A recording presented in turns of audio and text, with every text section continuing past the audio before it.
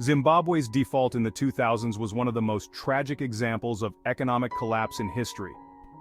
A country once renowned for its natural resources and advanced agriculture was brought to the brink of economic destruction by hyperinflation, poor governance, and political instability.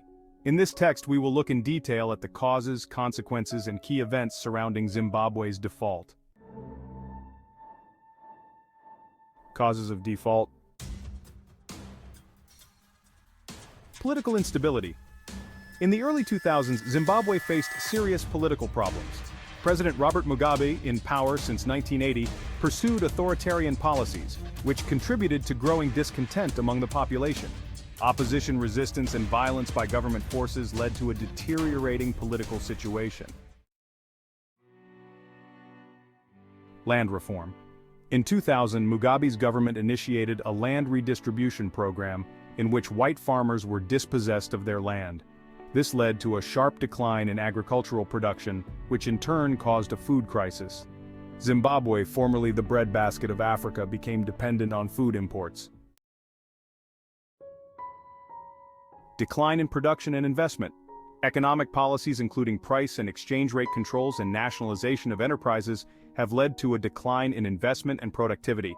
This created a vicious circle in which economic decline exacerbated political instability.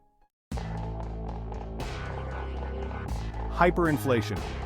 In the 2000s, Zimbabwe faced unprecedented hyperinflation. In 2008, inflation reached an astronomical level of 89.7 sextillion% per month. Zimbabwe's dollars were depreciating at such a rate that the prices of goods changed several times a day. This led to the destruction of people's savings and the disappearance of confidence in the national currency. Consequences of default. In the 2000s, Zimbabwe began to default on its domestic and foreign debts. The government was unable to service its obligations, resulting in a loss of confidence from international creditors and investors. As a result of the default and hyperinflation, Zimbabwe's economy virtually collapsed. Unemployment reached 90% and millions of people were pushed below the poverty line. The health and education system was also on the verge of collapse. The economic crisis caused massive protests and riots in the country. People took to the streets demanding better living conditions and a change in policy. The government's response was repression and violence, which only exacerbated the situation.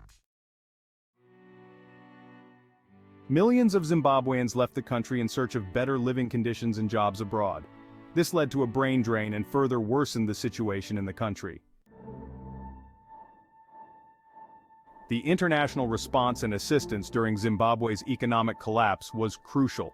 Various countries and organizations stepped in, providing aid and support in an attempt to alleviate the suffering and stabilize the economy.